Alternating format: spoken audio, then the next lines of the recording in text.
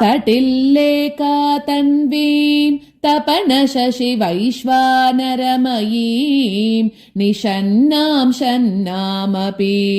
उपरि कमलानां तव कलाम् महापद्माटव्यां मृदितमलमायेण मनसा महान्तः पश्यन्तः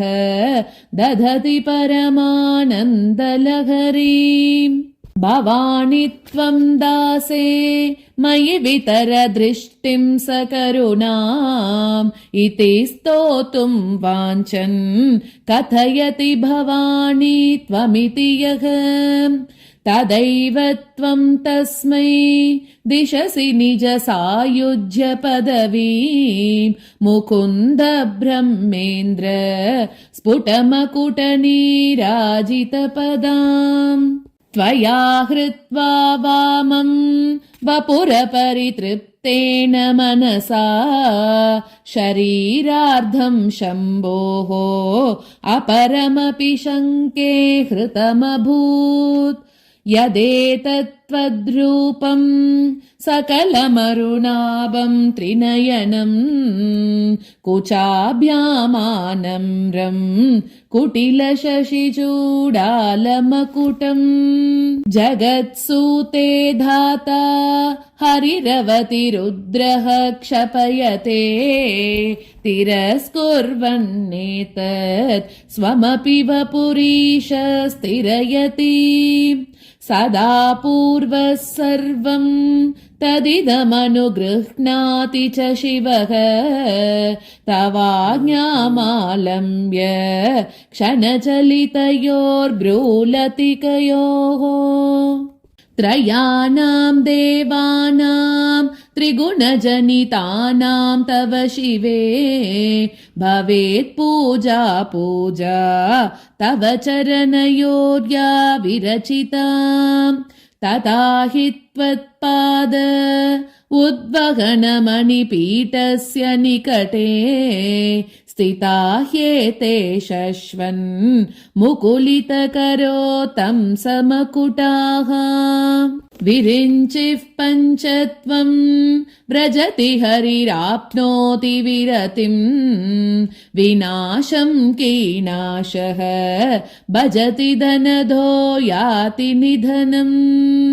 वितन्द्री माहेन्द्री विततिरपि सम्मीलितदृशा महासंहारेऽस्मिन् विहरति सती त्वत्पतिरसौ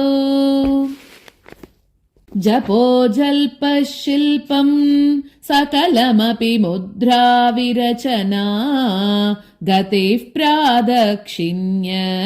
क्रमणमशनाद्याहुतिविधिः प्रणामः संवेशः सुखमखिलमात्मार्पणदृशा सपर्यापर्यायः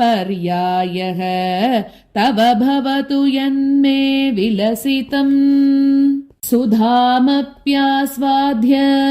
प्रतिभयजरा मृत्युहरिणीं विपद्यन्ते विश्वे विदिशतमकाध्यादिविशदः करालं यक्ष्वेलं कबलितवतः कालकलना न शम्भोस्तन्मूलं तव जननिताटङ्कमहिमा किरीटं वैरिञ्चं परिहरपुरः कैटबबिदः कटोरे कोटीरे स्खलसि जहि जम्बारिमकुटम् प्रनम्रे श्वेतेषु प्रसवमुपयातस्य